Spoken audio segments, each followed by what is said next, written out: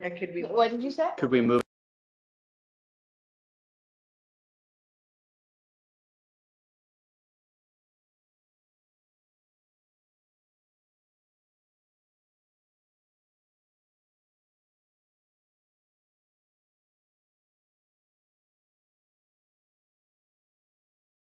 We have a scheduled on that, so. Right, it's unmuted. Okay. Yeah. July, it'll be July 20th, no, 13th. I'm open. So Yeah, where do you suggest I put that in the agenda here? like down towards the last discussion item we could do. Okay, so like a D, number D, E. 6D, okay. We could have. Clay, you want to make a motion for that July meeting? So to move it, Yeah, put it on the calendar, make sure I'm like not missing. I'll make a motion for me to miss it. well, at least So this- we can bring it up. I mean, just to bring it up for discussion on the agenda. I don't think, can I make motions on the? I will make the motion to discuss it. Okay, all right, sounds good.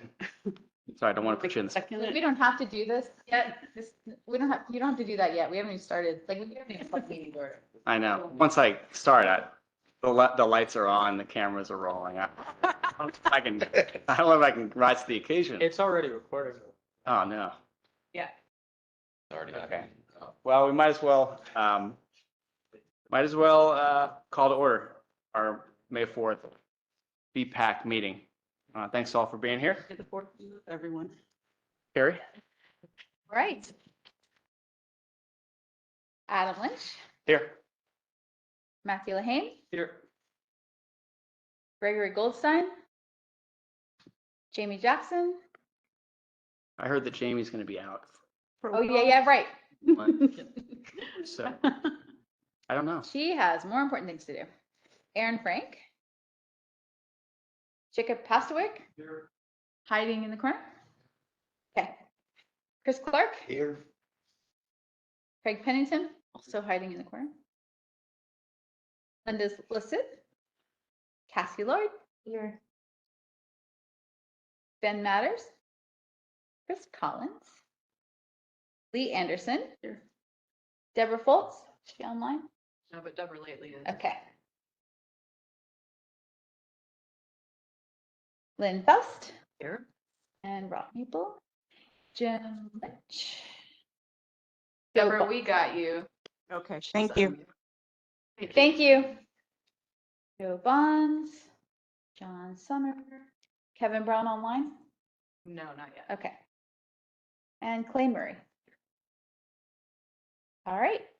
Roll has been called. All right. For our agenda, I suggested to the body that we bring up the July meeting because it falls on July 4th week as option D, 6D. Can I have a motion to approve an amended agenda I will to add that? to amend for 60. Second. Thank you. All in favor? Aye. All against? All right. Thank you. So our first item is approval of our March 2nd minutes that were distributed ahead of the meeting. Does anyone have any recommended changes to those this time? Motion to approve? Second. All in favor? Aye. Thanks. All right, motion passes. Next item is public comment. Carrie, have any public comments or are there any members of the public here to vent a public comment? Polly? Oh, did I? So we have any of the public comments that we've received, all are relating to the river crossing, bridge. So, Nothing specifically bike ped related. yeah. But we do need to let you guys know about Yes, there's a public comment opportunity open right now for the Unified Planning Works Program. Also for the CMAC STBG and so anytime there's a public comment opportunity open, it'll be posted here. here. So you can go there and find all the, under public involvement, find all the links to the documents if you'd like to look through all of the office projects and funding things that we do every year. Great. I didn't realize there was a single page of public involvement. Yeah. Thanks for putting that together for us. And what is CMAC? Give us a couple sentences on that. Funding. Air quality. Education for air quality. And it's supposed to be funding that is specifically targeted to bettering air quality. Right. It's not supposed to just widen roads and whatnot. Although if widening a road does better the air quality because people aren't sitting there shooting out exhaust, Spurious. better claim. ways to increase air quality than Yeah. that. But It's one of our larger funding programs, so the projects on it go out for public Okay. comments. But our UPWP is basically our entire catalog of work, the things that we're going to be planning on doing this year, so you can comment on that as well. All right. 49 pages. All right. That and comment on, you're welcome to do so.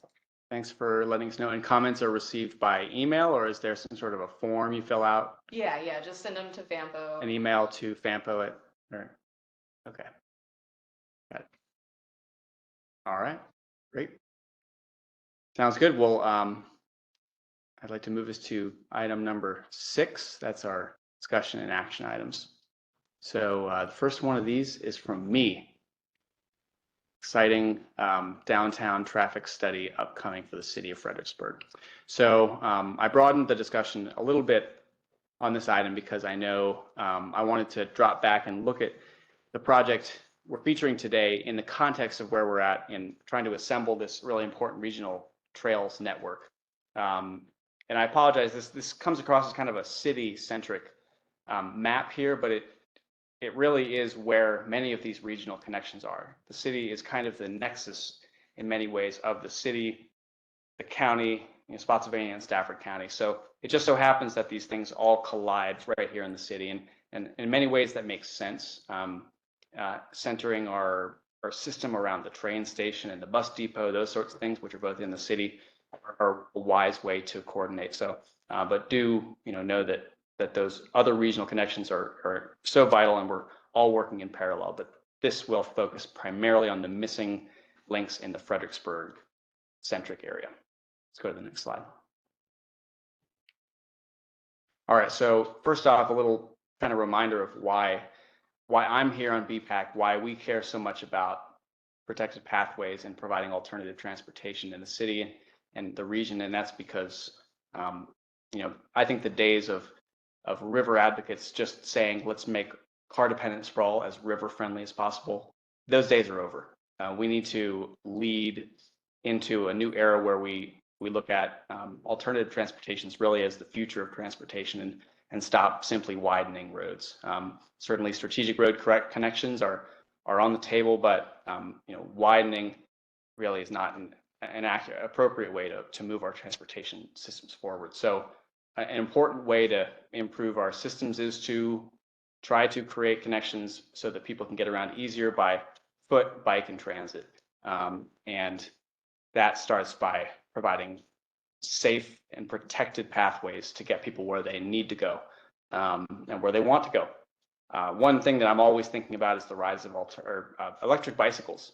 Really could be a game changer. Things like electric bicycles, scooters, even those little electric unicycle things. I mean, there's never been more ways to get around without having to physically move yourself than there are right now, and providing ways for people to get around and not break the bank by spending $50,000 on a car is a powerful thing. So we're also obviously very concerned about the runoff and the ongoing loss of habitat and green space to parking lots, especially in low density development. So we need to turn ourselves in a more smart growth direction. And that means doing, the BPAC continuing to do our good work.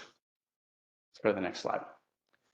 So here is this is my own paint map, basically.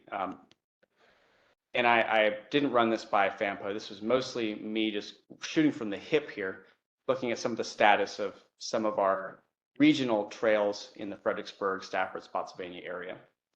Looking at some of the existing trails, they're shown here in green.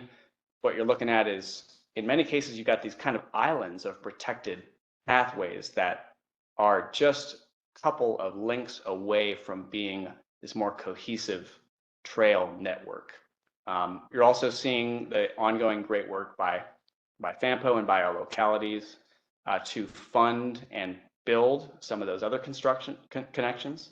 So the areas in blue there are funded or expected to be funded in the next several years, moving toward construction. So we're closing the gaps. And then, I think I see BPAC's really power in trying to make some of these red dotted connections happen. These are the ongoing kind of lost links we have not yet firmed up. So let's go to our next slide. We can always pop back here. So here are some of the funded projects, some of the things that are in the process of being, they're basically in the construction pipeline at some point to another. And again, I'm assuming here that the current smart scale applications that have been recommended are going to go through. But these include things like the extension of the VCR trail from its current endpoint near Idlewild to the 95 bridge. VCR's connection to Idlewild, which is funded by a smart scale project.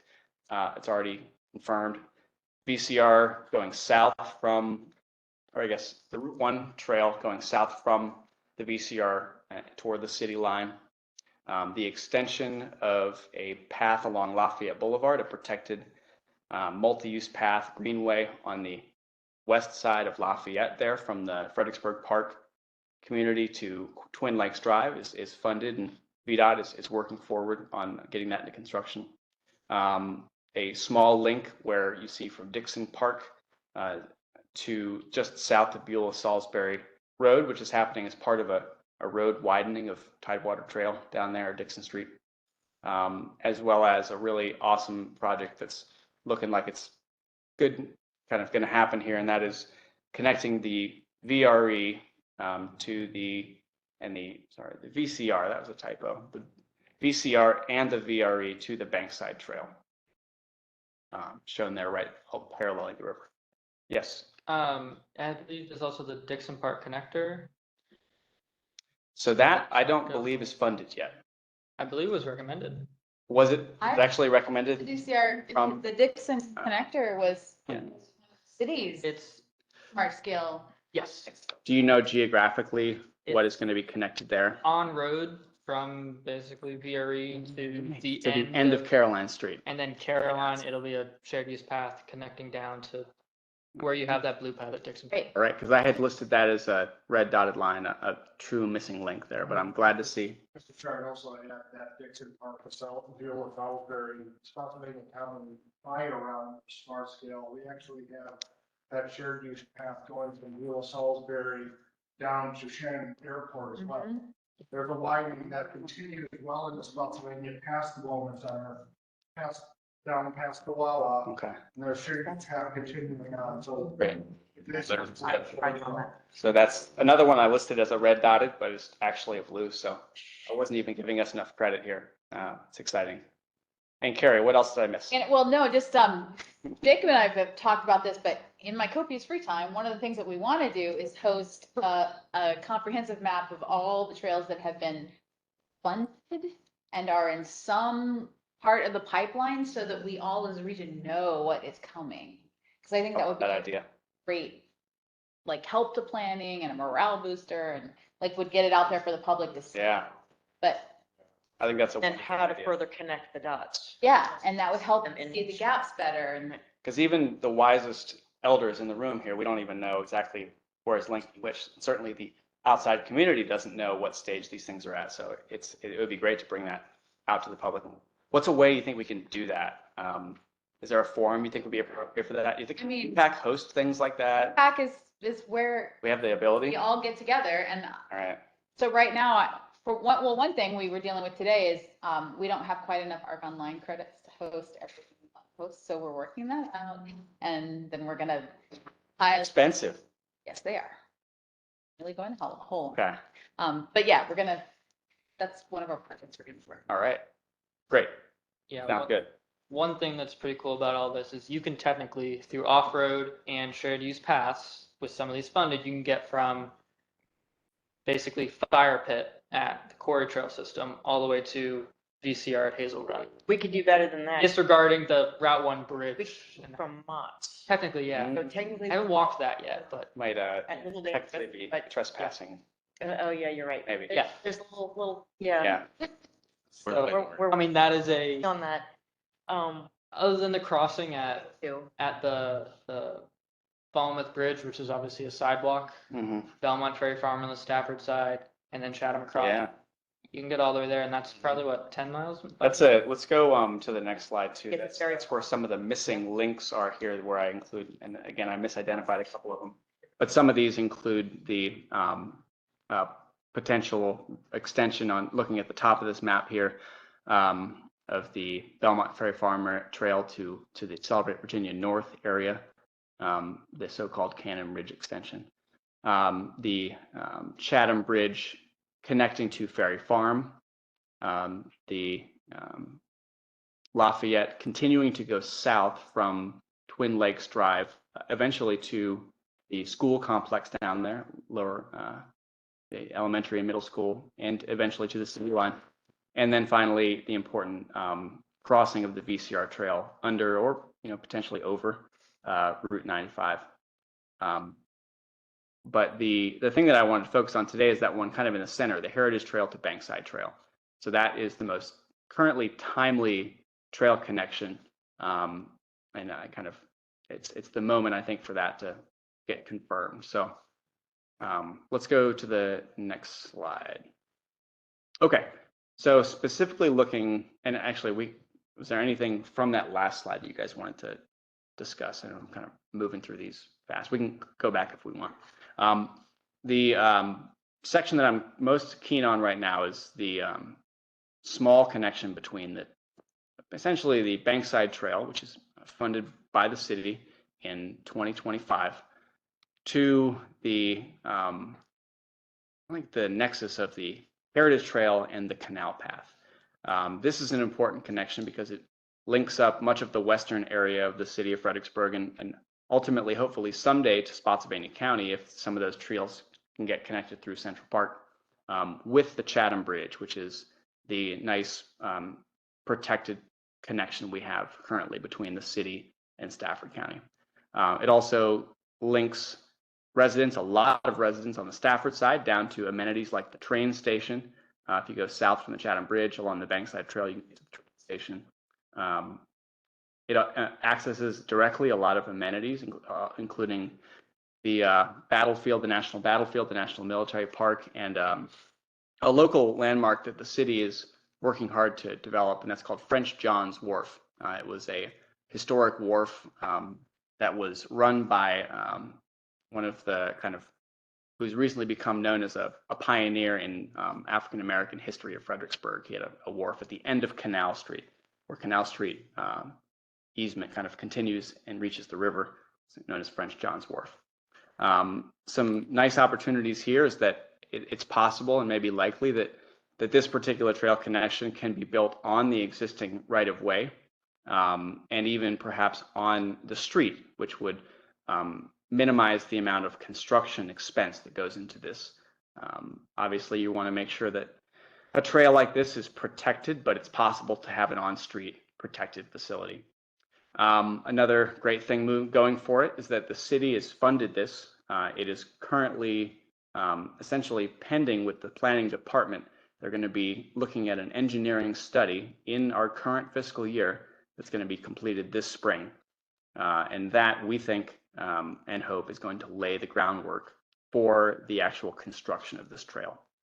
And the construction could come from any number of sources. The construction itself is not funded in the city's capital improvement budget.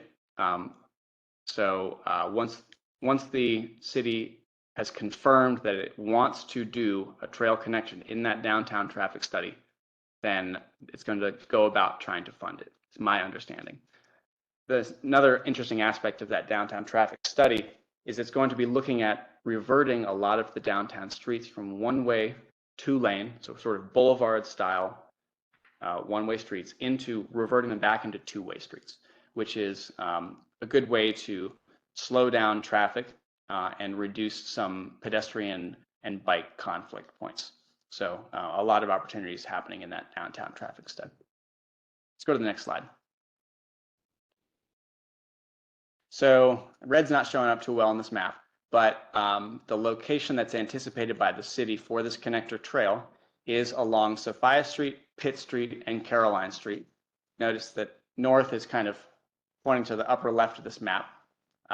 This would connect the terminus of the Bankside Trail, which is at Amelia and Sophia. If anyone knows where Tapa Rio is, that nifty little kind of riverside Mexican Latin restaurant, it would go along north from there, along Sophia Street, and hook around at Pitt Street, and then continue on Caroline Street, eventually reaching the Heritage Trail along Caroline near the Silk Mill. So this is where the city's comprehensive plan and pathways plan anticipate the trail happening, but there's a lot of kind of complications along the way. But it is really worth pointing out just how important of a connection this is.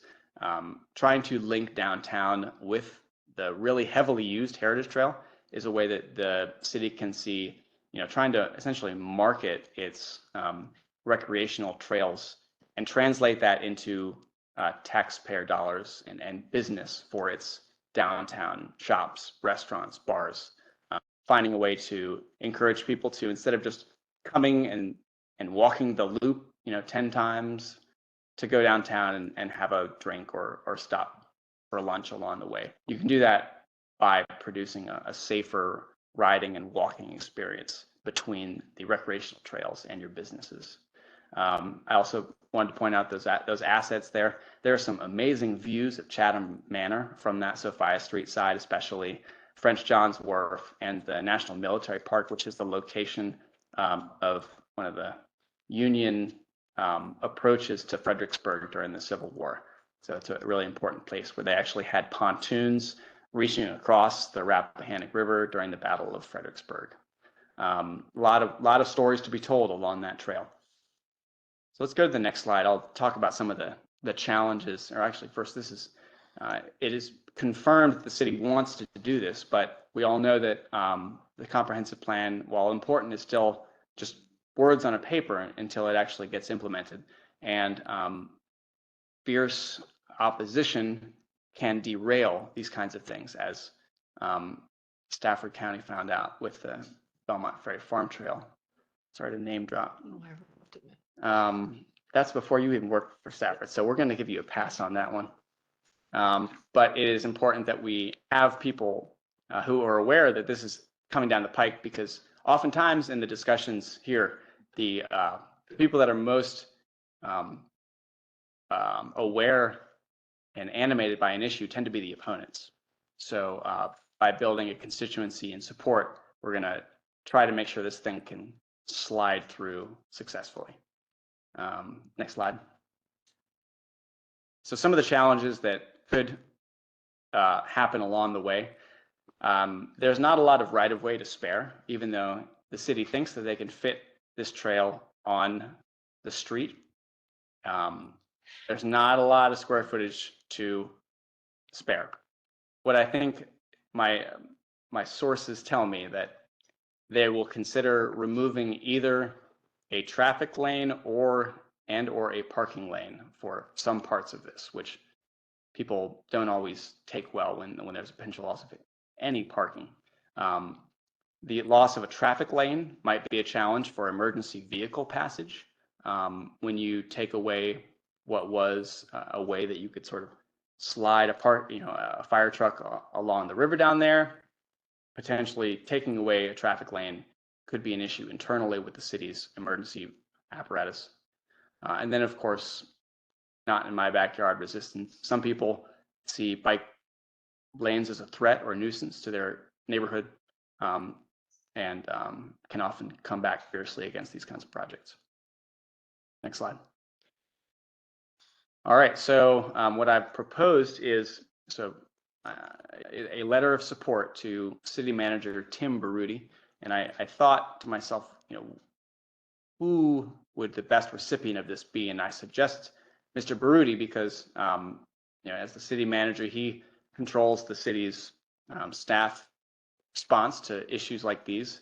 Oftentimes, when there are disagreements among community members, which could happen with this, it often comes back to the city manager himself because he's the single point of contact intentionally between the city council and the city staff.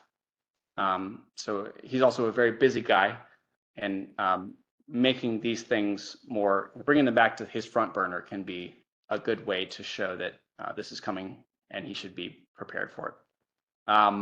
We will monitor and report back on the findings of the downtown traffic study, and that's something I can do. I believe the Planning Commission, the City Planning Commission, which I'm on, is going to get some reports on how that's progressing.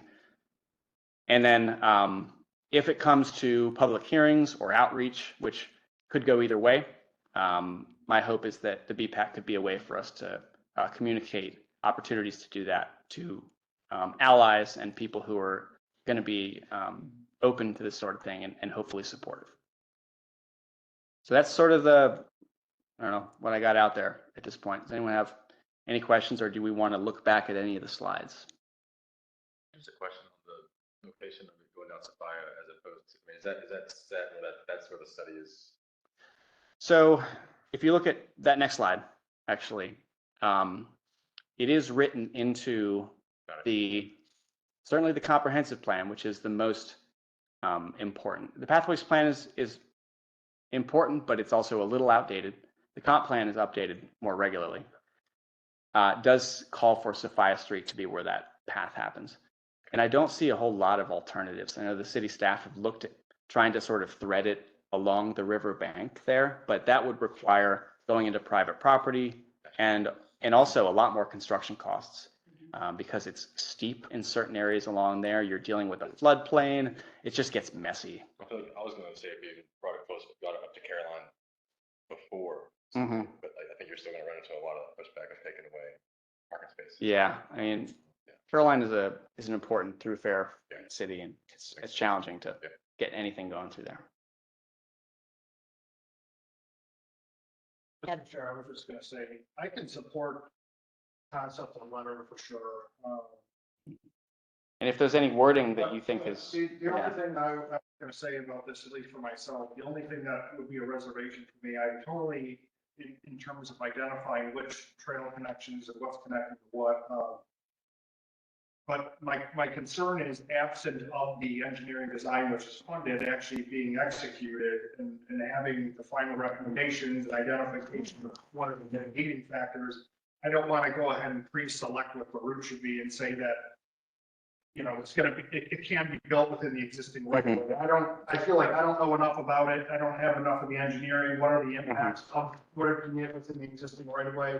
So that specific line about Bicycle Boulevard along Caroline Pitt, Sophia Street, it can be built within the existing right of way. The engineering design is fully funded. That is the one that concerns me. Otherwise, I would support it. Basically, my suggestion would be something along the lines of, pending results of the study, identification of necessary mitigations. And I also don't want to put ourselves in a corner either if by chance there is some alternative that doesn't come up. I just like a little bit more flexibility, especially not having the results of the study. And that's the only thing I have to say. Thanks. yes, I agree with that. I wholeheartedly agree there. So I would, however, like to move a letter out of this meeting. So I guess I will suggest a friendly amendment here to my letter. So I think we can just simply strike the first half of that sentence right there, a bicycle facility, down to right of way. Whatever changes you'd like to make, go ahead and make them on that. Okay. I can change it, and then at the end you can sign whatever I change. Okay, great. That sounds good. If y'all are content with that, I think we get to just what my concern was. Yeah. I trust you. Right. Well, I'm not interested in micromanaging them or come across as if we're trying to dictate exactly where to go. However, there is one aspect I think we should include, and that is to try to make sure this is a protected pathway. The issue of, a pathway that is composed of sharrows is not an acceptable outcome, I think, for such an important and what is going to be probably a heavily used trail connection. So is there a way that we can integrate protected into this somewhere?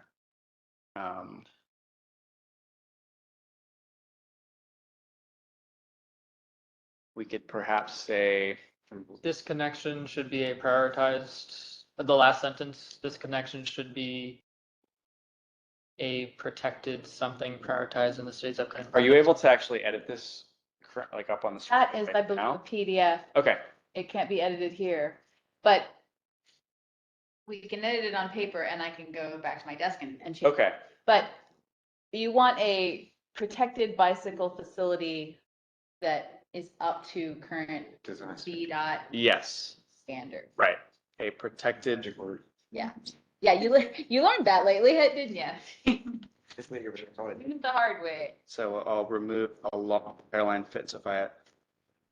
So a protected bicycle facility Good. Just go straight to connection. to, yeah. A protected bicycle facility to make this, to VDOT standards, design standards, to complete this connection. Oh, he's right. Should be prioritized among the city's upcoming projects. Does that make sense to everyone? So I'll read it back one more time. So, starting at critical missing link, this connection joins the Heritage Trail to Stafford Passages, the Belmont Trail and residence to Amtrak Fiore in the riverfront. A protected bicycle facility built to VDOT engineering standards will complete this, to complete this connection should thus be prioritized among the city's upcoming projects. You're not going to win any writing awards, but I guess the point across. That's Yeah. pretty clear. Okay. Would be among the city's upcoming projects. Okay. So if everyone is okay with those changes, Streets. They do their own streets. They do their own streets. However, yeah, you still want it up to VDOT design standard. right. You don't want them sticking sharrows in them. Yeah, Chair, I'll just express our support for this and that it's a great work product coming out of this committee. It's on the comprehensive plan already. We've seen the success that Connecting Trails has already had. So give them some more oomph. Is that a motion to? Great. I'll make a motion to approve. All right. The amended. Letter. The letter as amended. All right. All in favor? Aye. Aye. Any opposed? Nay. All right. Sorry. No, I'm not a nay. What am I saying? There are no opposed. The motion passes. All right. Wonderful. Does anyone? Yes. Oh, yeah. I didn't realize we had a member of the public here. So. Practically, in this area, practically every day. I guess I'll question your priorities. It's one of the safer ways that I can walk the streets, walk the trail down Caroline and then to SoFi and then down to the bridge. I'm safer there than I am trail itself, where hit bicycle traffic. Streets, cars, they're pretty minor. Pretty minor, but on trails, I have to deal with bicycle people who come up behind me and don't make any noise. Happens pretty often. You can imagine what when you're walking along, I wish to the right, but sometimes I come across not thinking or drop something up, people pick it up. And there'll be a teenager on a 200-pound teenager on a bike going 15 or 20 miles an hour right behind you, and I just missed. I've had this happen several times, never got me, but it's a real danger. And if you can find some way to make these people halt, that would solve the problem. But no one does anything or says anything about it. So it's probably a good thing. It's not a big improvement for the existing situation. Well, can you identify yourself, please? Sorry. Can you identify yourself? What is your name? Robert Thomas. Robert Thomas. I live down the way and walk the area every day. Great. Well, I think from my perspective, the main benefit here is to allow the movement of bicycles through that section.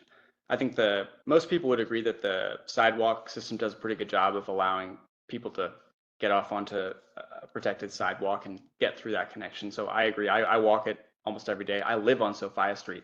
So this is a section I know well. I think really the wisdom of what we're trying to do here is by creating a protected movement area for bicycles through here, you're actually separating pedestrians from the cyclists. And I think that does make it safer. Otherwise, I'll be honest, sometimes if I need to pass through this little kind of turnabout to this little jagged area that through here, you guys, the red dotted line, I will go up onto the sidewalk on Caroline Street and then catch a side street to go down to Sophia on my bike, because that's safer than me having to go over onto Princess Anne where people drive like they're on a highway. And by having a protected cycle connection through there, you are separating those uses and discouraging people from putting their bike on the sidewalk. So hopefully that's the dream. If your goal is to make this city safe and full of sidewalkers and bikes and pedestrians, all for you. But for the bikes, I think we got a heavy load to bear. Chairman, I don't. Sure. So I'm Aaron. I'm on the city's pathways committee, and the whole bicycle passing and pedestrian safety is something that comes up pretty often. So I'll pass this comment that you just had on to our folks as well, because that's something we're always trying to figure out how we can improve. I would envision that the intent of this, one thing I do support it is because I think it would improve that, because I'm also a pedestrian. That's happened to me before as well. So hopefully that provides another location for bicyclists. But just wanted to say, I'm hearing you from the city's perspective and could pass this on to the Pathways Committee, your concern about passing on the Heritage Trail. Thank you. Yeah, thank you for being here. Lynn? We are far from ready for this, but it relates back to Mr. Thomas. We are working with, I'm with Fred Trails, I'm Lynn, hello. And we are working with the Spotsylvania Sheriff's Department. And I guess we could reach out to Fredericksburg City. We're just still in the planning process of this. And we wanted to do a predominantly for focusing to the children. We have noticed a great uptick in bicycle use since COVID, yay. But kids without helmets, Yeah, right. no bells, going too fast, going the wrong way. So we are working with the Spotsylvania Sheriff's Office right now to try to put together a clinic. It is early phases. So we're just not ready to discuss that yet, but I don't mind reaching out to the city once we get kind of a grasp of what that's going to look like and try to do something with Fredericksburg City as well. Great. Glad to hear it. Okay. Thank you for being here, sir. Is there any more discussion on this item before we move on to the next one? A great segue. All right, number B. Okay. I'm Becky Golden, work for FAMPO. And one of the things, initiatives that we've undertaken are, this is the result where I'm going to report on tonight. Oh, yeah, okay. Is VDOT's GWRC Regional Transportation Safety Study. There's the actual study itself is on the TAC agenda, and perhaps tomorrow, Carrie and Coley can send you a link to the study. And the other link that we'll send you, I'll have in the next slide. This study was prepared by VDOT. Here somewhere. Yes, yeah, nice, okay. We applied for a Safe Streets and Roads for All grant, and we've been awarded such, to prepare a safety action plan for all 5 GWRC localities. And this is out of the IIJA legislation. What VDOT study has done for us is about a third of the heavy lifting of the crash analysis of the region. The SS4A safety action plan, one of the important parts of that, we're not only going to look at infrastructure improvements that will improve roadway safety, but also develop a task force that will get together and involve law enforcement, people such as yourself. It's going to involve what's 5 E's of engineering safety. And the E that's the toughest one to crack, they used to call it enforcement. Now it's called encouragement. How can we encourage good behavior and train, for example, pedestrians to wear reflective clothing so they can be seen, safe cross. I know when I commuted and worked at UVA and walked around that campus, when I got to the rapid reflecting beacon where it allowed me to walk, I still stopped and made sure, and there's a safety class I taught, where you look at the driver, make sure he sees you and you see him, particularly on a university campus. Mom and dad's driving around, wondering where the parking place is. People are walking across the street. So it's a training or an education effort, and it's the behavioral aspects. How can we address alcohol-related not only crashes, but to try to change the behavior of people to not drink and drive. And particularly pedestrian safety, bicycle safety is all something that's integrated into traffic safety as well in this effort. The inclusion of the safety action plan is going to have metrics to reduce fatal and serious injury crashes of all mode types, and it will have continuous review of those metrics to try to see if we're doing it. Like I say, that's why I'm looking at you. The easy ones, the easy nut to crack are the infrastructure related ones. The tougher ones are the behavioral aspects to really make a difference that we can count and take notice of and be able to report back on those metrics.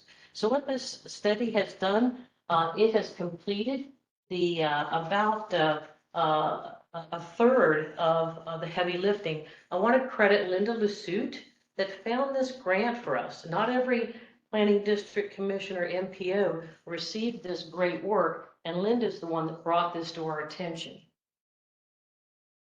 I only have a few slides this evening. Another link we're going to send you is to VDOT's Pedestrian Safety Action Plan Interactive Map. And it's a great tool. You can go on it today, zoom in, and find the district #1 segments, and as well as statewide segments and corridors in the region.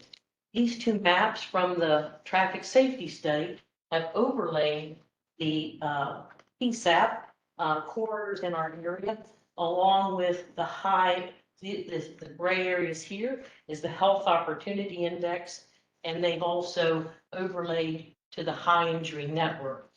Now let's get on to the meat of this grant as well. Can you define, sorry, health opportunity index again? Yes. What is that? It's explained well in the report, but it is the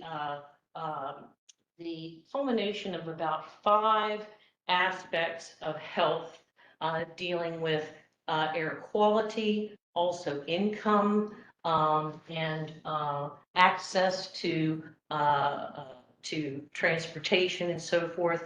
Very well explained in the report.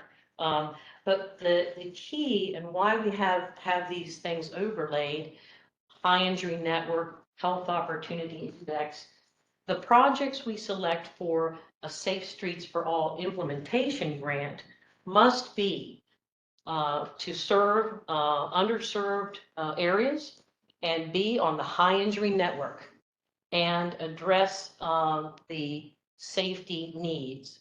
So in the implementation, a good example of what you all will be looking for from the locality basis, systemic improvements for pedestrian crosswalks, for example. You'll find in the next slide, we have a very high number of pedestrian and bicycle crashes at intersections. A lot of other intersections of the big red on the next slide.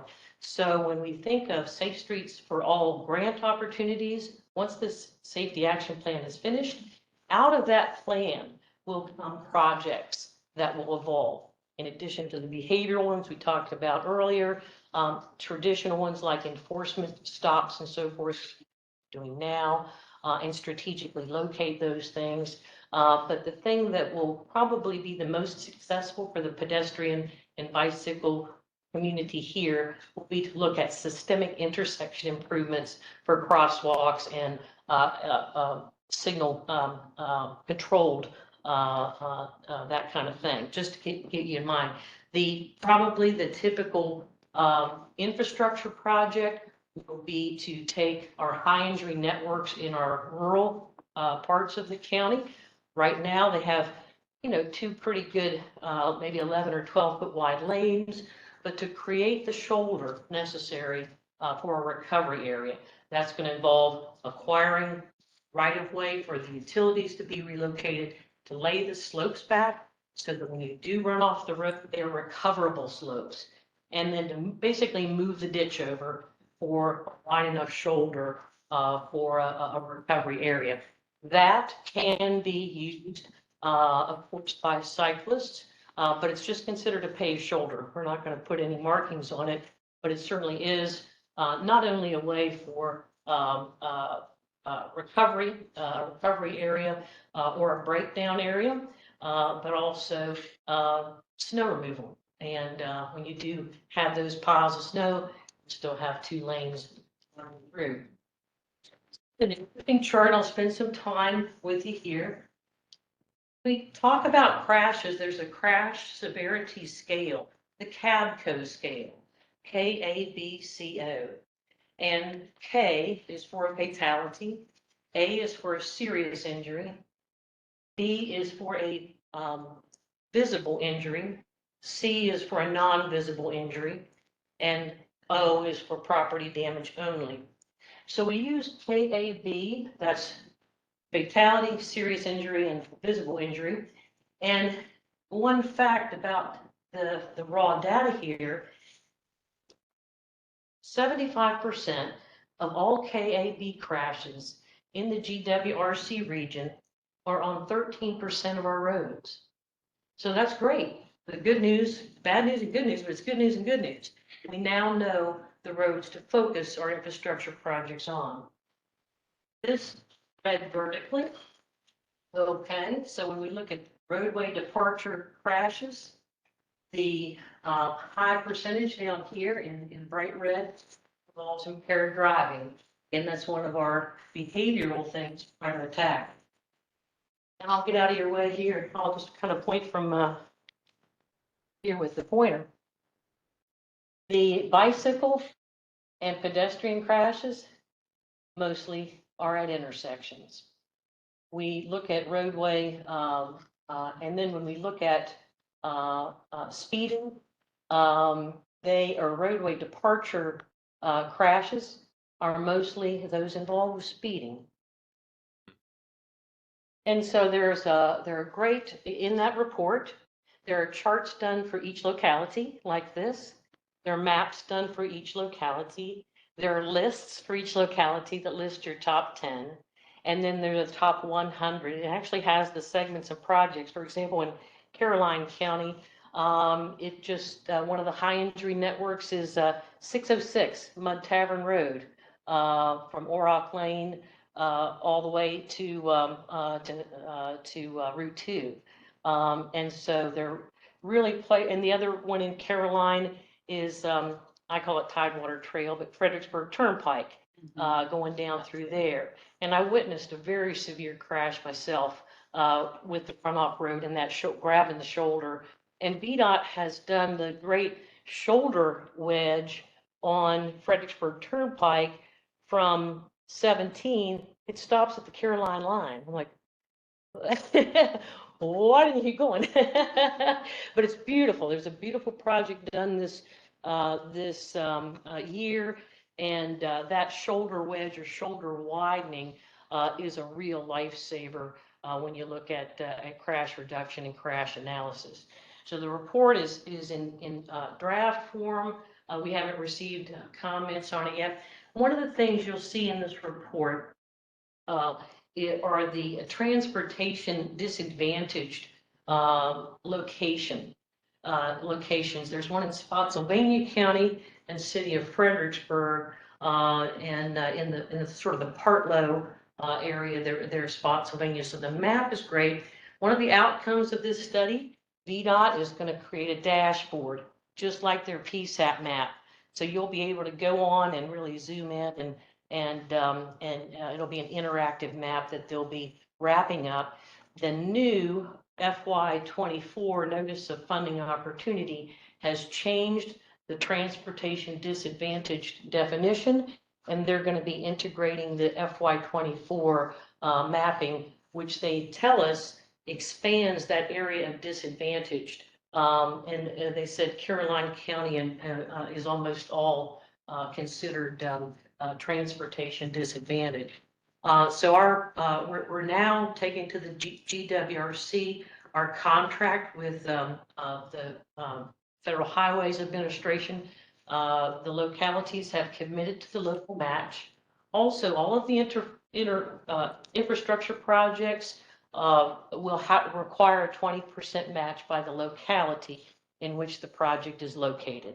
So it is, as far as the implementation side of it, it's an 80-20 and will require a 20% local match. Is that just for urban and rural though? Nope. Is that the new NOFO? Every federal project, you got to put up 20%. For the IIJA NOFOs, they say 80-20 unless you're a rural locality. In this case, it's all Say 20%. Yeah. All right, that concludes my presentation. All right. Have any questions from the group? Fred? I do. Becky, I know you said that you were going to focus on training drivers not to drive impaired, applaud that, and not to speed. I like that. But when it comes to pedestrians, you shifted that to pedestrians need to make sure they make eye contact with the cars and whatnot. It is the driver who's in charge of the car. I'm wondering if you're going to focus on having drivers learn to look for pedestrians and not look at their phone at intersections to know, Sure. this is an intersection. I need to look up from my GPS, from my text message. I need to check for pedestrians and that sort of thing, and not just put the onus. Oh, yes. But what will be found in crash training is that there's a false sense of confidence when the pedestrian pushes the button and you get the flashing light, they just roll right out. So it's a two-way street. And what we're seeing is yes, of course, you're going to do all that with driver education training and so forth. It's very hard. We need real grassroots folks to get out there and train the bicyclist and the pedestrian. Train the cyclist to say, on your left, as they come up. Or realize you may be hearing impaired. Okay, when I walked at UVA going to class, and I was just kind of doing this talking to a friend of mine, whoa, and my friend said, and the young man said, on your left or on your right. But, it's, they're not, there aren't many programs that train those vulnerable user groups. We're constantly training motorists to avoid vulnerable user groups. We're putting in infrastructure to support vulnerable user groups. I want to challenge this task force to say, how do we get out and train the vulnerable users themselves in addition to the motorists? Any more questions? I get trained all the time as a phone user, I would, all the time. It's shoved down my throat. What I didn't see was my daughter being trained how to look for pedestrians and anything that wasn't basically a four-door sedan. So I did that because I had a driver's ed teacher who gave us extra credit points. The first person in the car who saw the motorcycle, who saw the pedestrian, who saw the kid, got extra credit points. And that was amazing because it trained me very early on. We had driver's ed at age 14. So it trained me very early on to do this. So I did the same thing with my children. I didn't see it happen in their training anywhere. So that's why I brought it up. Pick up all available tourism, absolutely right. But I assume the other E's you referred to are probably things like engineering, Engineering? right? So, Yeah, excellent. Sorry, I just wanted to bring up that little topic. We need everybody to really be engaged, and there's so many tragic stories. When I was in Spotsylvania County, there was a young motorist where, struck a pedestrian in their neighborhood when they, right off the Salem Church Road, or levels, where the sun blinded him. And My daughter's very good friend. yeah, oh my goodness, I remember that. And And so was the person who hit her. oh my, and so tragic. So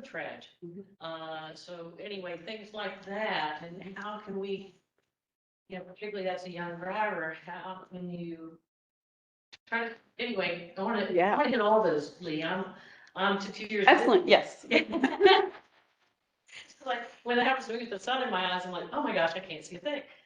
So that's a tough one, I don't know how to get that. That one's a little different, with the sun in your eyes, because it was blinding right at that moment. And Yeah. were there any sort of Vision Zero principles that were employed as part of that study? Oh, yeah, and in the back of the study are the countermeasures, including, and we will have this whole commitment to setting targets is all toward lowering and ideally eliminating fatalities and serious injuries. Absolutely, it's the Vision Zero that's springing forth in the whole thing. I did have one last question. You said a small percentage of the roads are where you find a large percentage of the pedestrian and bicycle deaths. It's the total of KAB crashes in total, not just pedestrian. 13. Okay.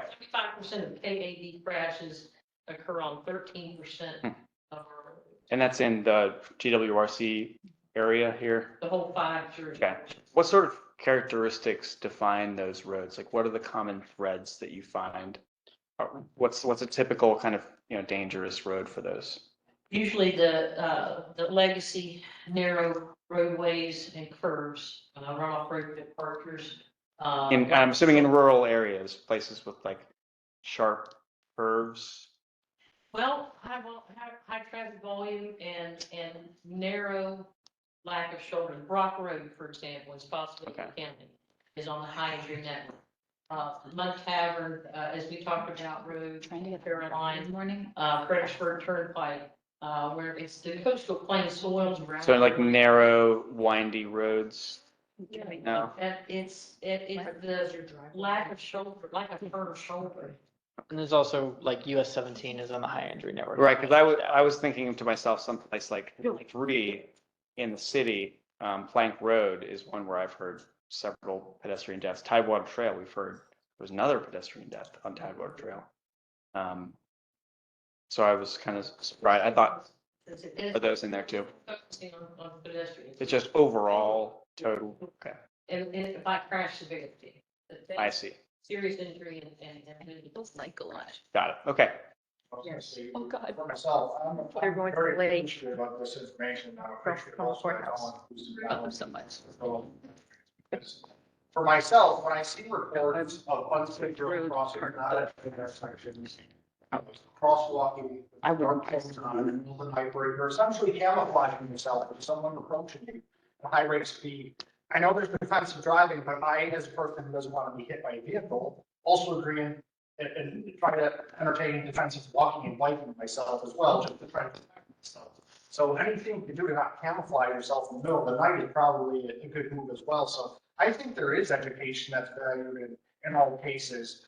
You had mentioned kind of the blind walking out as soon as the light starts flashing. Well, I want to make sure for myself, but I've seen that on the roads myself. And there's times where it's just like, boy, if there was a deer in the road, I mean, deers get hit all the time. It could be a person, and that's not cool to me.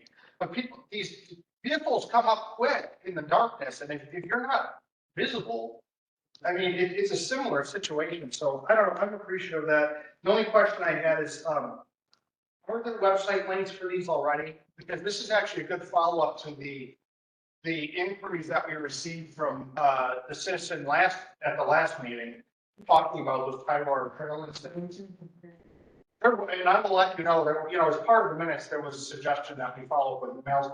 I have a volume of emails that we actually followed up with on that, and Terry was included, Terry, and Tidewater Trail. the whole Tidewater Trail email chains, and we went back to Miss, was it Hunsinger? Yes. Was it? Yeah. Yeah, so we did follow up on that issue, but that would have actually been really good information to share as well, because that's really getting down to the nitty gritty of identifying the, and then also some of the behavioral things that you're talking about. I'd love to share that, because I'm sure it'll come up. Did you say there was a web map with the danger areas? There is the Right, just a, pedestrian safety actions. Yeah. right, That's the link we're gonna send you. Okay. great. Yeah. That has used our actual crashes of pedestrian and bicyclists, but also includes socioeconomic data, tractors and so forth, that add, when they have the, district, 5% or 1%. It's not only actual crashes, but those socioeconomic factors that, help, highlight, or tier, the high entry corridors for pedestrian bicycles. All right, great. Thank you so much for the presentation. Is that the same thing as the safety plan, or is that a different website or resource? That is the same, the PSAC map is maintained by VDOT, the whole Commonwealth. Okay. And then we're gonna give you a link to this, this plan that VDOT did for the GWRC region. Okay. And then that's a draft plan. The final plan of that will have a dashboard, interactive map that will, instead of the static maps that you see in the draft plan. That is yet to come. All right, thank you. Yeah, you might be familiar with the PSAP and have forgotten about it. It's been around for a few years. This is like the version 3. And the first one that they did years ago had the cut sheets for the different sections, and they suggested countermeasures to make things better. And like Harrison Road was one of the first ones that they did years ago. So that one's been around a while, and we use it here in some of our planning. But the safety plan that they've just come up with for us, a consultant did for us when we applied for the grant. That's So what, that's what you guys are gonna get the report, Yeah. that Becky's been working on that for, God, months and months now. Setting that up and being the consultant. Thank you, Becky. All right, 2075, so far away. I'm gonna be Get out of here. 87 years old when this I'm vision is implemented. I am not going to be around. I'll go around the table and say how old we're gonna be in 2075. And you'll be Right. very excited that so many projects that FAMPO helped create. Y'all can't. I mean, we're not gonna have roads, we're gonna have flying cars, so Yeah. does this really matter? Maybe have flying cars. All right, go ahead, Coley. Okay, I'm just providing an update on where we're at with this FAMPO vision. So almost a year ago now, we did a survey of every committee member. So y'all are on BPAC, but we have the Technical Advisory Committee, Policy Committee, and the Citizens Transportation Advisory Committee as well. Sent out a survey asking what people ideas of the future were, what you all wanted for the region. And so we took that, your feedback, some of you have joined us since then. And we researched other MPOs who have vision plans for, typically what you see is a Vision 2100, so looking that far out into the future. When we brought this before committees in the past year, 2100 seemed a little too far. So 2075, yes, is far. 2100, too far. So just providing an update from some of the things that we've stolen from some of the other MPOs. A vision is not just a picture of what could be, it's an appeal to our better selves. It's also becoming something more. And the idea for FAMPO's path to 2075 is an aspirational vision created to facilitate a paradigm shift from the approach to growth, development, and transportation investments. So the idea is to really, we already have a long-range transportation plan, but this is really trying to put the region in a little bubble and say, what are the things that are the transportation projects that are going to benefit Stafford and Spotsylvania, not just one or the other, City of Fredericksburg, yes. And so for this update, we put together priorities and projects. So these are some of the challenges that came from the survey that that some of y'all did. So obviously severe congestion, accessibility issues, long commutes. You all know what's facing the region. And we just wanted the policy committee mostly to have a discussion on what projects and priorities they wanted to focus on. So I'm providing this update to y'all as well. So this is our first objective, and then some of the policies that surround this objective. Improve the efficiency of the transportation network and increase the mobility of various transportation options to mitigate congestion. So increase roadway capacity and improve regional mobility. And then some of the projects around this. These are just examples of projects. They obviously don't have to be what FAMPO chooses, the policy committee chooses, or what y'all advise the policy committee to choose. So widen Harrison Road, I-95 interchange, either at Harrison or Gordon Shelton Boulevard, upgrade Route 3, increase capacity on 610 and US 17, and potentially New River crossing. Objective 2, increase equitable access to jobs, commerce, entertainment, education, and recreation by building an improved network of transportation modes and systems. So some of the policies would be improve roadway grid network by adding missing links, modernize the transit system. And then some of the projects would be in our East-West Mobility Study roadway report. The consultants proposed this new Western network, a bunch of different projects in that, which, and then extend Gateway Boulevard, improved roadway network leading to the VA clinic. We've gotten a lot of comments on the VA clinic and accessibility. Develop more frequent, reliable transit, support development of high capacity transit, support commuter connections like VRE, OmniRide, GW Ride Connect, identify new connection across the river. These are just examples of projects that could be in a vision plan. Objective 3, improve safety across all modes of transportation. We got a good head start with the SS4A grant, so that's awesome. And provide infrastructure for the disabled community, develop complete streets for safe bicycling and walking, identify environmental safety concerns. And then some of the projects will be fill in sidewalk gaps, provide sidewalk ramps, and visual signals for hearing impaired, rehabilitate the rural roads, Objective 4, increase economic vitality, new business opportunities, and strengthen the tax revenue base for jurisdictions by improving the transportation system. And then some examples of policies: coordinate housing development, commercial expansion, work with partners to optimize freight movement, connect our communities with multimodal networks, etc. And then some of the projects: new I-95 truck stop, safety rest area, remove freight bottlenecks in the region, widening Harrison Road, construct a VCR trail, extension with the shared use path, the Butler Road study and STAR study. So, and then policies for Objective 5, promote livable communities by monitoring environmental indicators, promoting healthy lifestyle transportation choices, and encouraging collaboration between housing and transportation development. Policies, a good one: promote transit-oriented development, coordinate between localities and state partners, which was a huge thing on the survey. Everybody was like, yes, we need regional togetherness, you know, happy good times.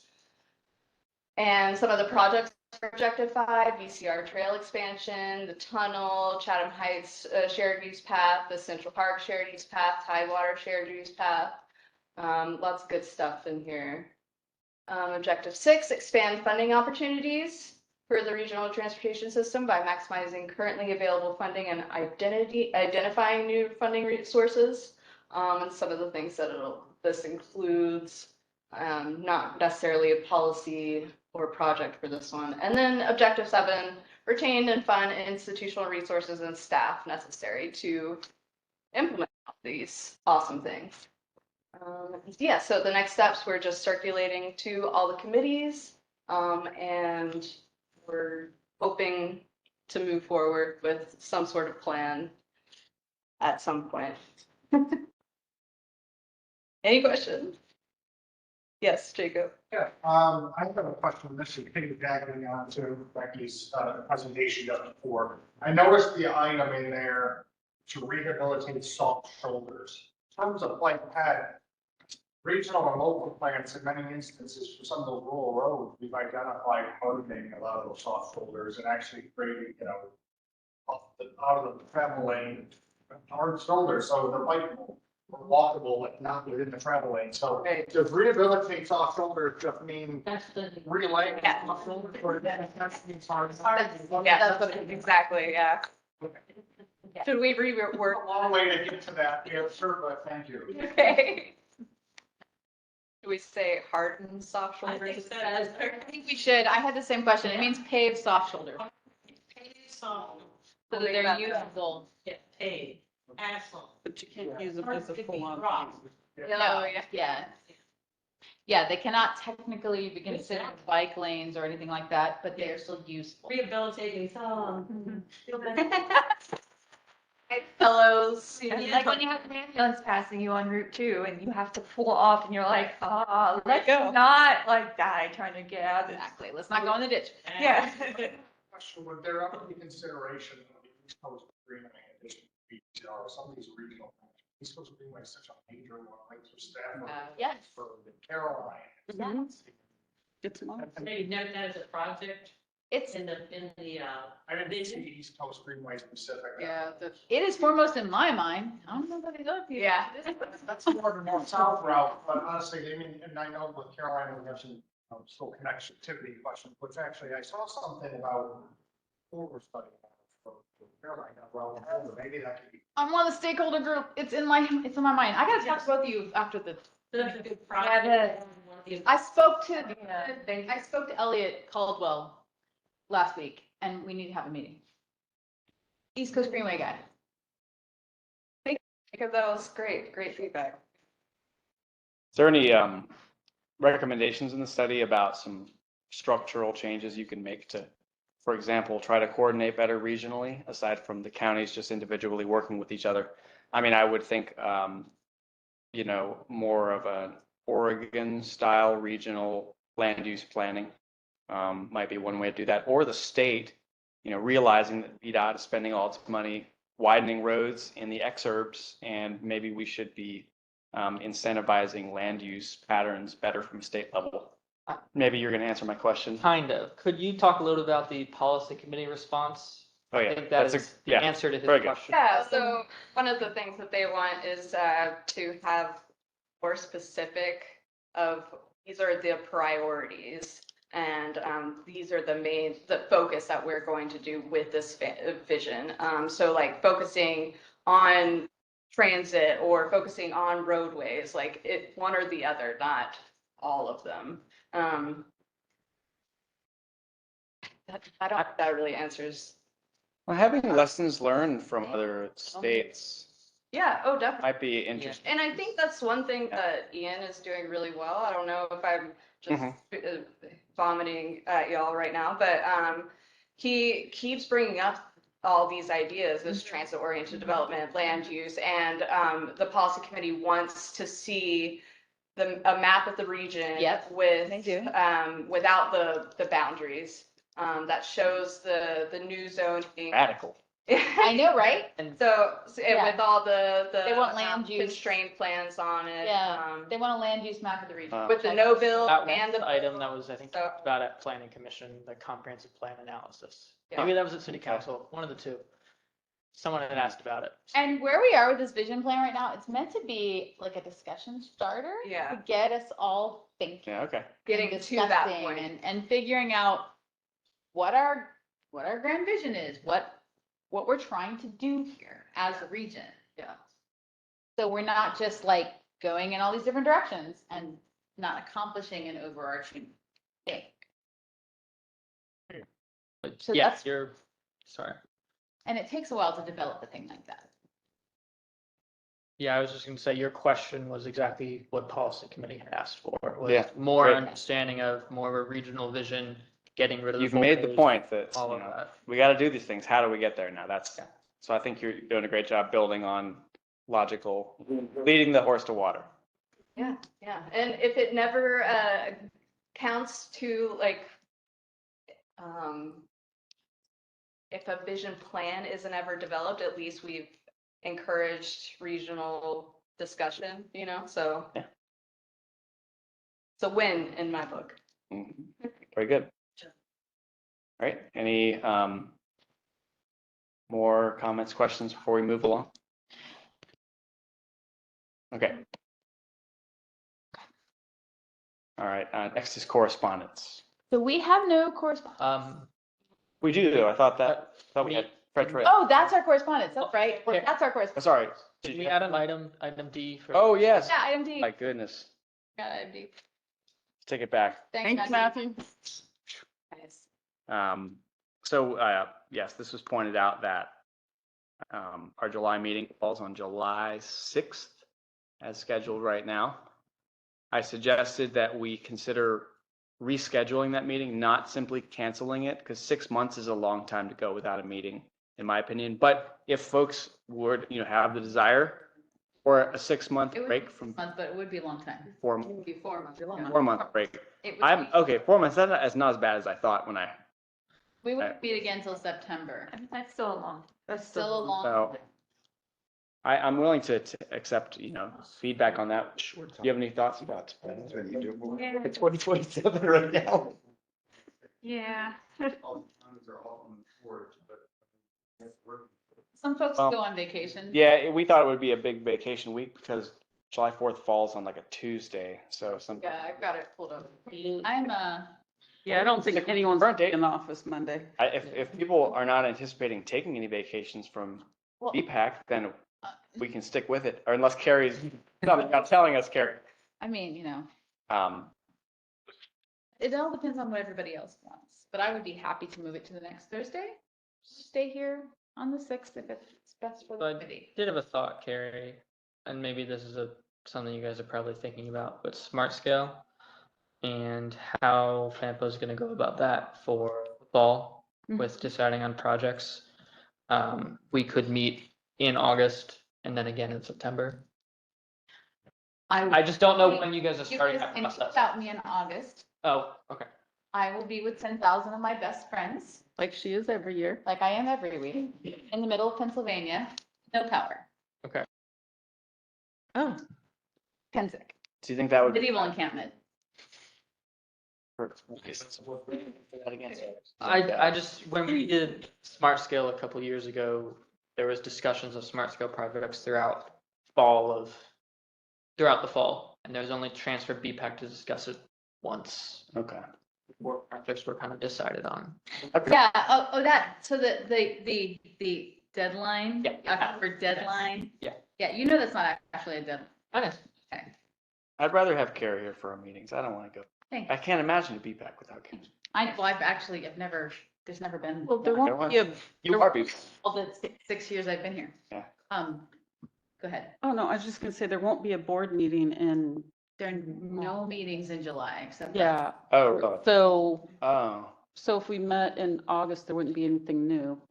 Yeah. Unless we did it after the board meeting.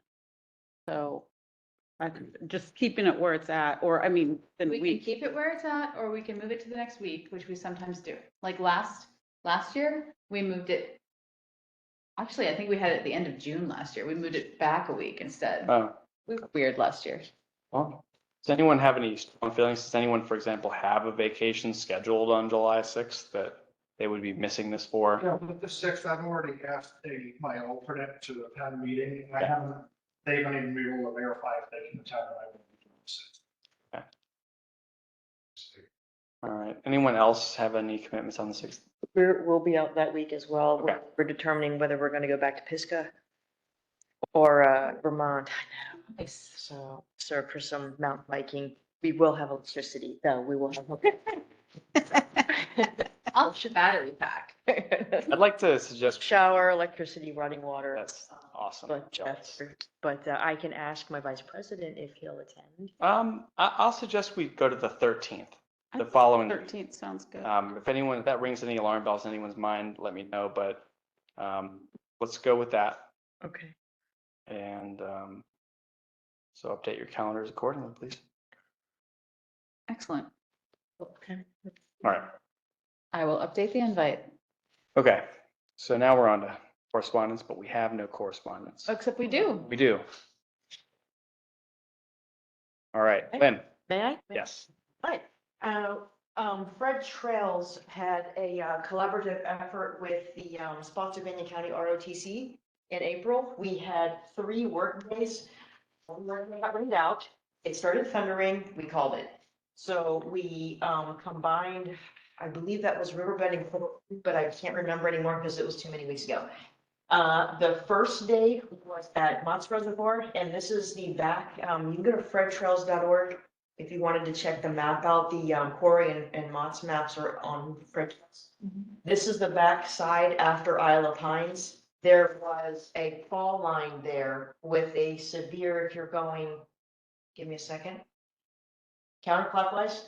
If you're going counterclockwise, there was a 90-degree turn that went right into this ravine. I mean, at least as tall as I am. I mean, you dropped and it was eroding quickly. So the fall line was not sustainable. The turn was not sustainable. The board we came up with safety points in the trail system. And this one was our #1 safety point because that was really dangerous. So the cadets hiked 2.2 miles out to behind Isle of Pines. And one team had a wheelbarrow full of pavers, so that was a haul. And they worked 9 to noon, and we rerouted the fall line. So the fall line was gone, and the turn is gone. So this is coming from the new section that we did by machine to Isle of Pines this way, going towards the reservoir. The reservoir is over here. If you're looking at this, this is the turn that we greatly widened, and moved the trail up, and then it reconnects. So that was Sunday. The following weekend, we took Chancellor out to the quarry. So, and in the quarry trail system, next kick, it should be 3. Were there 3 more? There were 3 and 3. Oh, it was just these 3. Yeah, I only got, Oh, really? There should have been 6. I only got those 3. Yeah, it looks like they're duplicated. Aw, that's what I got sent. I'll try to show you those. So if you're at the Quarry Trail system, that one was much easier to get to. We just parked at Sunshine. And from Sunshine, we took the cadets down Wicklow and then up. So you have the Quarry and then you have Pool Pass West and Pool Pass East. We went up Pool Pass West and it's getting greatly eroded and that is the main way to get to the Ridgeline. And the Ridgeline is the most popular trail segment in the Fredericksburg system, trail system. So everybody loves Ridgeline. It is. And we took pavers up that way. We reconditioned it. We had a tree fall with a root ball. So there was already a hole in the trail system that we temporarily fixed a couple of weekends before. And we took about 40 more cadets up that way, widened the trail, put the pavers in the ground, made it a little more sustainable. It should be good for a few more years. Overall, we had about at least 480 hours, volunteer hours. Nice. That's Between Fred Trails, volunteers and the ROTC cadets. So we hope that it'll be a continued relationship. If you guys haven't seen hotels yet, bonus, there's no cars, although we have bought some dirt bikes and some scooters lately. Oh, So we're trying our best to keep motorized vehicles off of the trail systems. If you see them, if you want to kindly tell them to get off, that'd be great. So, but yeah, that's what we've been doing. Awesome. yeah. Thanks, Lynn. Always impressed by how Fred Trails activates volunteers. Yeah. Very, very impressed. Yeah, we work hard. The trail system as of Tuesday should be good to go around from the rains. We had several trees that fell and we had a giant red oak fall on one of our bridges, one of the built, put a huge hole in one of the tracks. No. But we took a piece of wood and shoved it Yeah. in we've got tracks, we just got to get out there I'm missing practice tonight, but we're gonna fix it. So everything should be safe and sound once you get around. Great. All right. Any questions, comments for Liz? Good job. Lynn, sorry. I'm just going to ask about I know Jack was talking about the connection between the city and lots land, that piece of property. Yes, sir. Have you been reconnected, because you're now kind of taking the leadership role there, so. Yes. Are you in touch with Wanda Parristein? She's been kind of spearheading the effort with the attorney's office and all of that. Yes, Okay. that's been tough. I don't know how to say this. The counties, it's been challenging to work. Yeah, we want to do so many things with Red Shed. We're waiting for VDOT for the pedestrian crossing. We have a lot of balls in the air. So I don't want to, until I actually can tell you with certainty that something is happening. Like we actually did the RTC project. We've got a lot going on, but there's a lot where we have blessings, but we don't have full, we don't have full permission or help with liability. There's a lot of, you guys all know the politics behind a lot of this it's just not ironed out. I'm familiar with what's. Yeah, so the city has just been a little bit easier. They're always easier to work with. So I can't say why, they just usually are. Are the documents kind of in a final form at this point? Or is it all local liability issue? That was a big one, I'm sure it was. One of our point of contention is that the county wants us to be liable for trail that we build, not only when we're building it, but forever after. And we can't do that. We're literally 8 people and then the volunteers who come out. We don't have that kind of, and the last time Wanda sent us the paperwork to help with working with, once the pedestrian crossing gets done on River Road, which we have it's going to happen, but we don't have when it's gonna happen. We have ideas to build more trail from River Road through Red Shed. It's called, there really is a shed back there. And it connects to the dam. We've got some great ideas, but we can't do anything until the county, we can't take on that liability.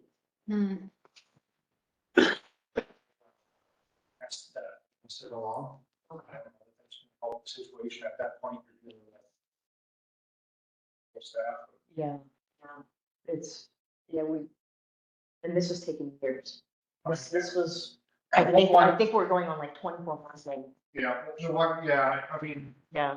the one thing I would say is the direction changed on that project as well, though, because at one point, the city was kind of spearheading that for, when Eric Nelson was still with the city and all, we were working on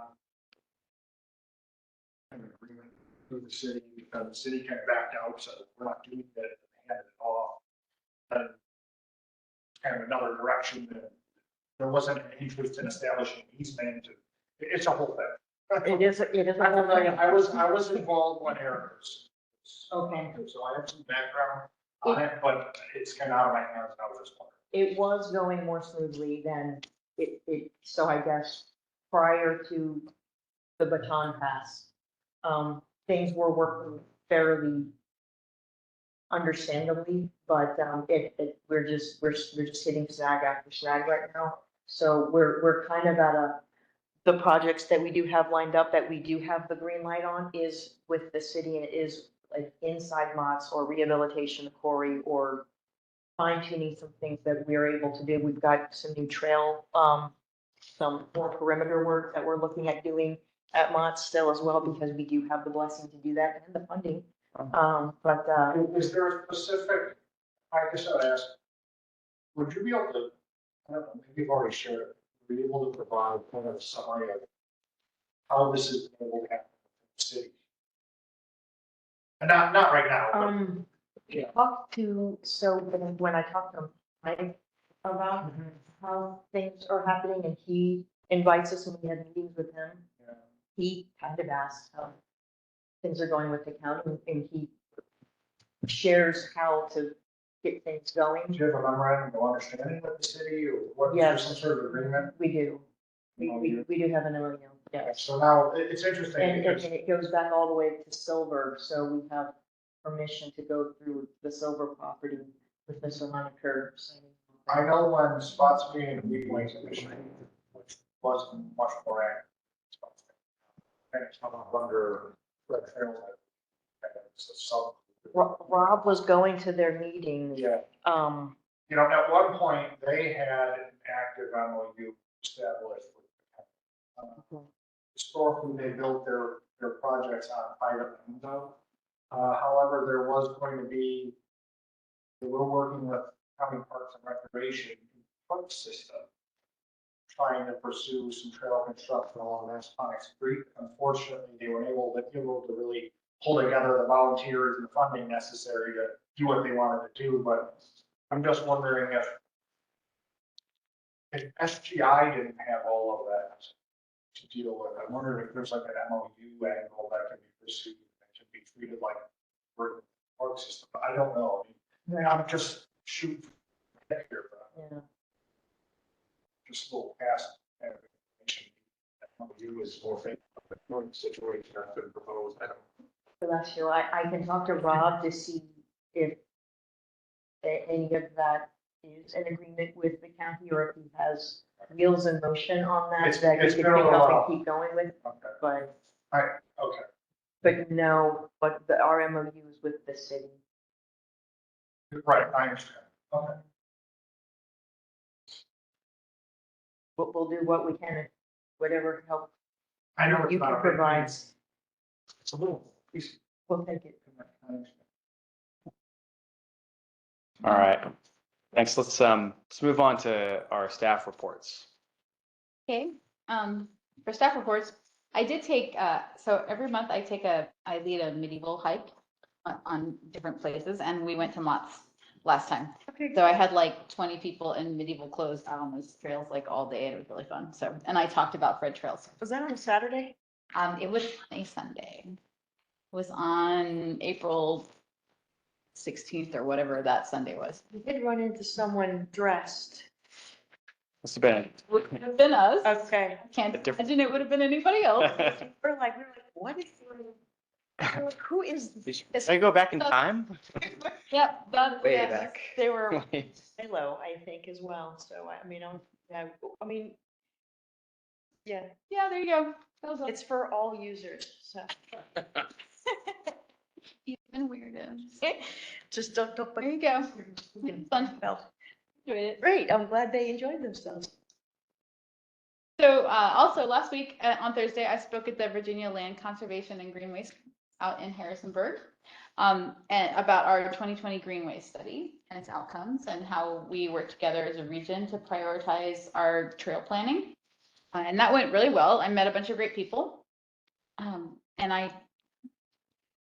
It was a while ago now. A bunch of people here were not part of that. You were, and you were, but a lot of people were not. Folks wanted to use the methodology that we came up with. They thought that that was really great. And I spoke to the East Coast Greenway people and it was great. But one of the things that I thought about coming out of that was that Greenway plan needs to be a living document. And even 2.5 years later, there are some things in it that are out of date. Like this connection is not in there. And it needs to be if it's a priority of Fredericksburg. So I propose that when we meet again in July and perhaps yearly thereafter, we need to just take a look at it and do some amendments and up. Yeah, this seems like a great forum for that. Because it needs to continue to be relevant. Matthew, do you have a thought? And I need to get the GIS data as well. I keep forgetting to email you. You need to be, The what? GIS data from that. From it? Okay, sure, after we update it. You need it now? All right. I keep forgetting to ask you. We can talk. All right, so also the state BPAC, okay, so our bike counter has a dead battery and I need to send it back to Canada for them to fix it and that. EcoVisio is the company and they're in Canada. In the meantime, the state BPAC has a counter that they will put out somewhere permanent for us, either the VCR trail or the Belmont trail. Where would you all like us to put it? I'm biased. Where on the Belmont Trail would it go? What do we think? So I think a viable location could be the Chatham Bridge on the Stafford side as you walk down. Young people are I walking think that's a down. good idea to see Or what people are. We using. would do it near the Falmouth Bridge with Route 1, somewhere near the park and the parking area. I was thinking your parking. There's also 2 parks in between as well, which you could put it at.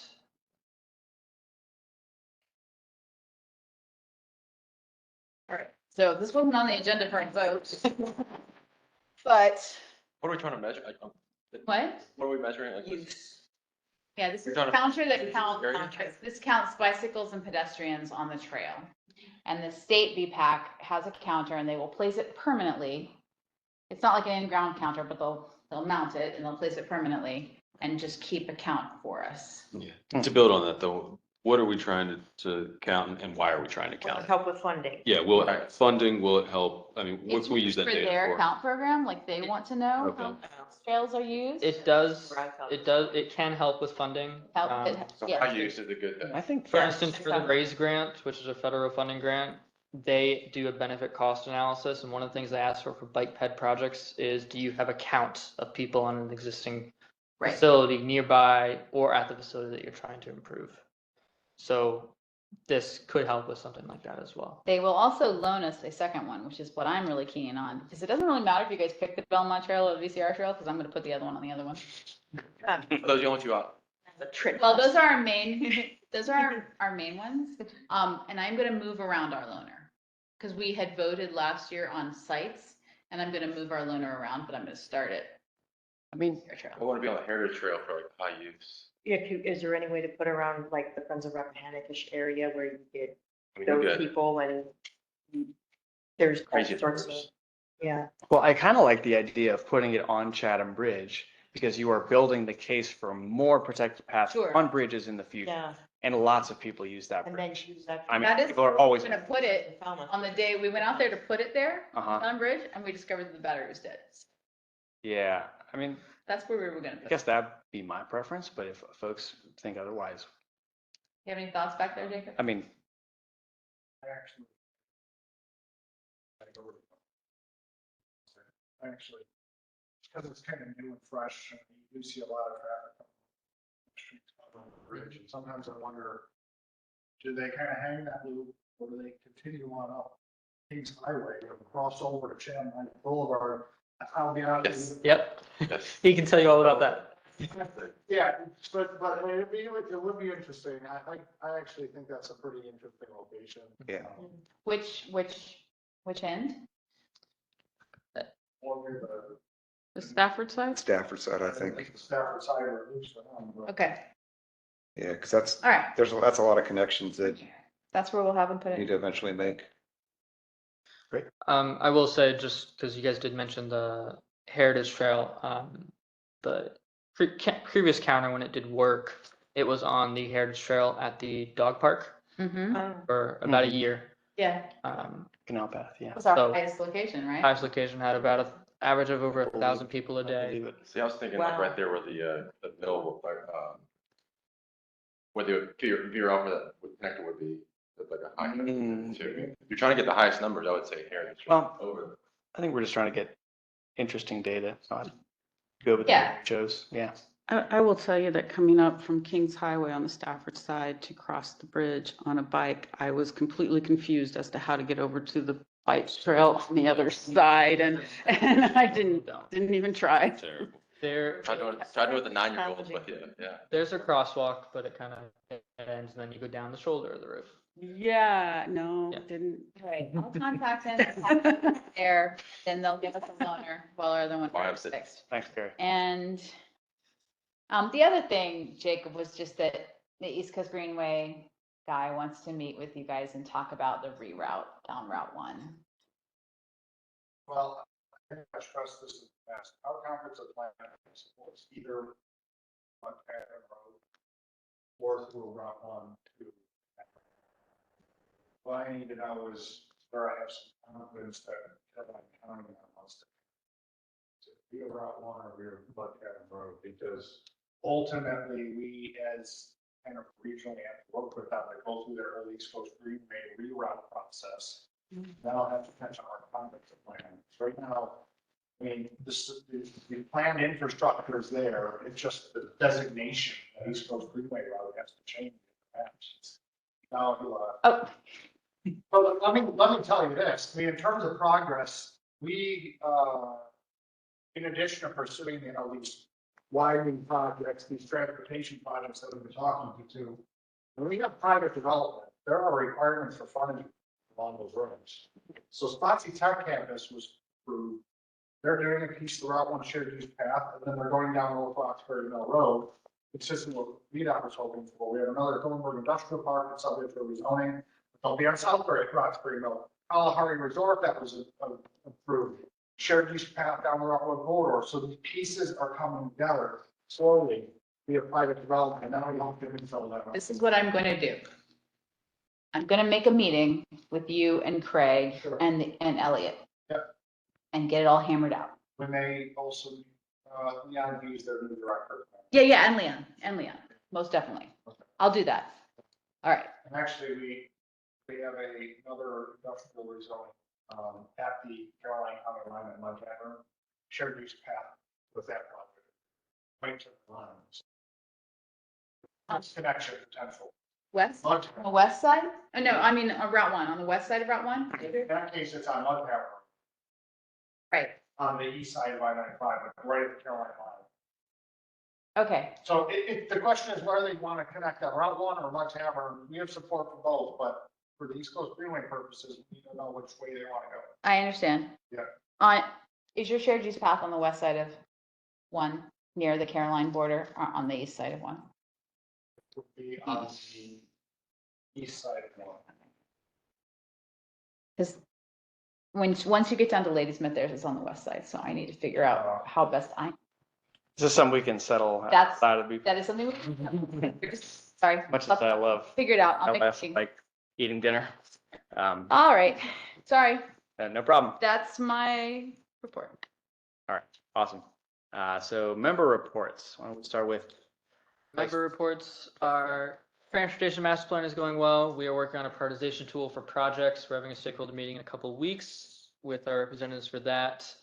And I hope to have a larger update for you all, hopefully this summer, if not then this fall. But we'll have a lot of things public this fall. So great. it's moving along very well. I think I would love to look and see where your plan overlaps with some of those red dotted lines we still have on our map from earlier. So let's see if we can write some more letters and, bark up some trees about that. Yeah. Cool. Aaron?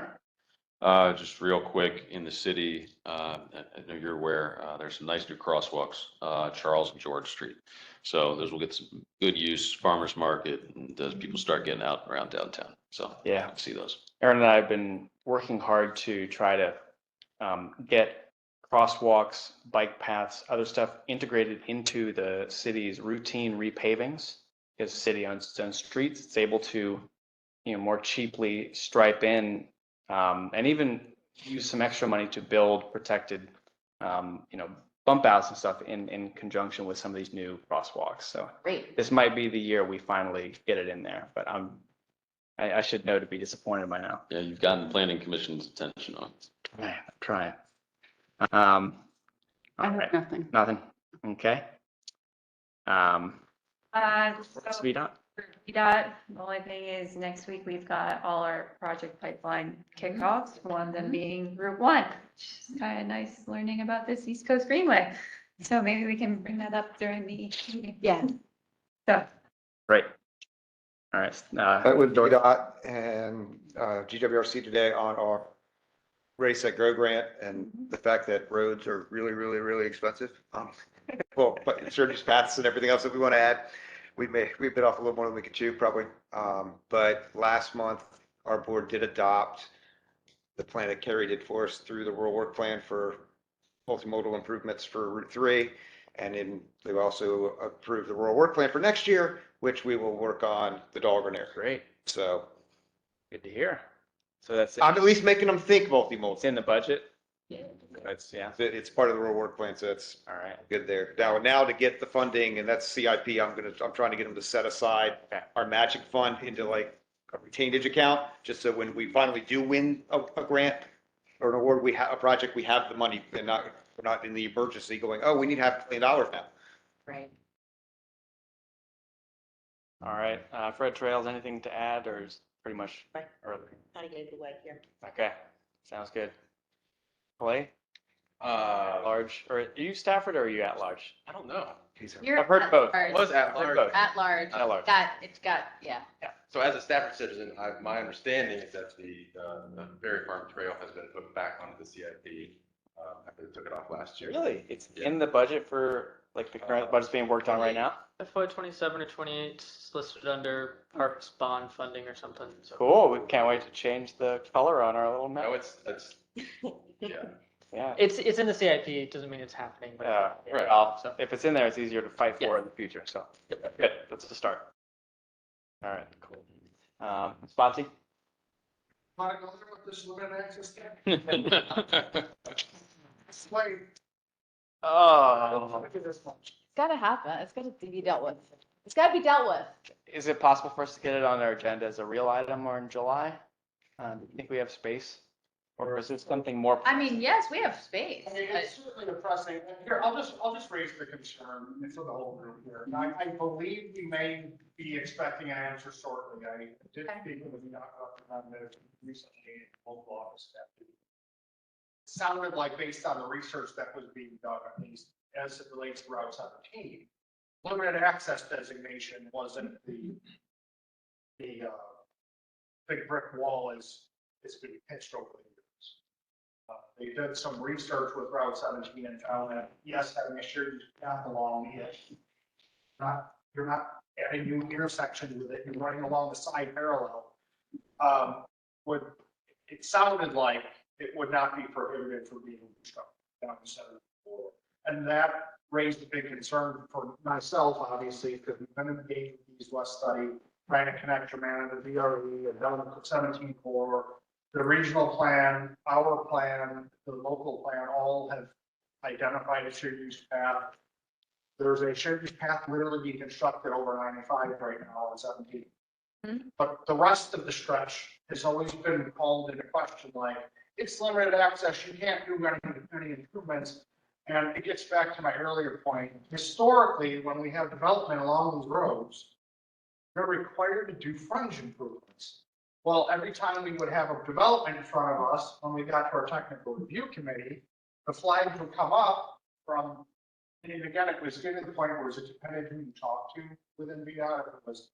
If it was our TRC review staff, they'd say, no way, it's limited access. And then, as part of our east-west study, I'd asked others, well, is that going to be a problem or not? And they said, no, shared use path shouldn't be a problem. And so we're getting different answers. And I also know we were getting projects that were not getting the frontage improvements that could have been constructed for years now. Right. And this also applied down the Lake Anna Parkway in Spotsylvania County. If you're familiar between Wild Turkey and Brock Road, Yeah. where that bypass goes, it's a divided with gutters and curb and gutter. It's it. There's nothing there. Nothing. Yeah. And that area is developing this kind of mixed use village. And every time we get frontage improvements along that, we started saying, hey, we have plans for a shared use path. Limited access came up every time. And if you'll notice, we don't see shared use path down there. But where it now started showing up is on the far end, where Wawa is being instructed, you see a shared use path because it's out of that area that was of concern, that curb area. Shared use path. And then south of Brock, we have a rezoning where they're showing a shared use path. And then I have this limited access gap with an answer that is never being resolved. So I saw this problem. It's like, it was a result, it was literally causing gaps in the system, and it depended who you talk to, and it became kind of a frustration that it was just time that I had asked the question. It's got to be fixed. It was ridiculous because I don't know, I mean, we're not planning anything along I-95. We're not proposing shared use paths along I-95. I understand that. But along some of these roadways, and the reason I raised it regionally is because if y'all have limited access roads, it may apply to your plans. So we're trying to get resolved. I have verbally fairly good information on 17. I have not been able to verify on Lake Anna. So we're just waiting for an update. I mean, I assume it's supposed to be about curb cuts, right? That would be my thinking. It's something that's going to impede traffic flow, which would be new intersections, new crossings. Right. But we're not proposing that. Right. If you're going to cross, it's at existing intersections. Otherwise, it's off the road or paved 10-foot shared use path. I don't know where what we kept hearing was it's a break in the limited access. I'm thinking, what's breaking in the limited access? It's a corridor parallel to it. And, as part of the Code of Virginia, our comprehensive plans are subject to VDOT review. So in theory, they've been vetted and they've been adopted. They've been vetted through VDOT, they've gone through our public hearing process, adopted, and oftentimes there's parity between the regional plan and the local plans. And so it's gone engineering with east-west study, obviously, without the issues being raised. But, after having received fairly positive information in the past, just along that exact same corridor, we have an industrial park that the flags went up again. So that's why we're just trying to get resolution. Yeah. And for me, it's two roads. It's Lake Anna Parkway and 17, but I don't know if Stafford has these situations, I just put it out there and we're trying to get some resolution and clarity. And that's all. Thank you. Sorry about taking all your. No problem. Just a thing. Yeah. I appreciate the passion you bring to that discussion. It seems like it's a chance for you to really move the needle on it. Yeah. All right. So Friends of the Rappahannock, things are a little quiet for us. Finally, the planting season is drawing to a close. There's a couple of events that folks might be interested in. One of them is next Saturday. FOR is having a benefit concert. Hazel Run, local bluegrass band, is playing at our pavilion. It's a lot of fun. I know there's still tickets available, so come check it out.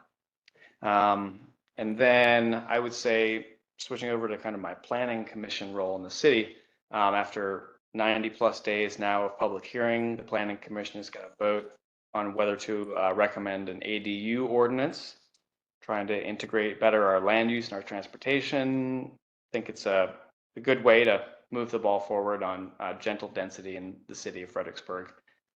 So we are making our final vote on Wednesday, and my guess is that we will pass that the draft ordinance that's on the table right now. So, but anything can happen.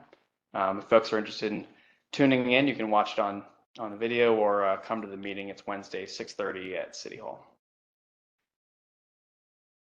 All right. That's all for me. Do we have any other reports? Speak now. Anybody online? Oh, I don't know if we have any members online. No, that's nobody else. Okay. Right. Motion to adjourn. Take a move to adjourn. Yep.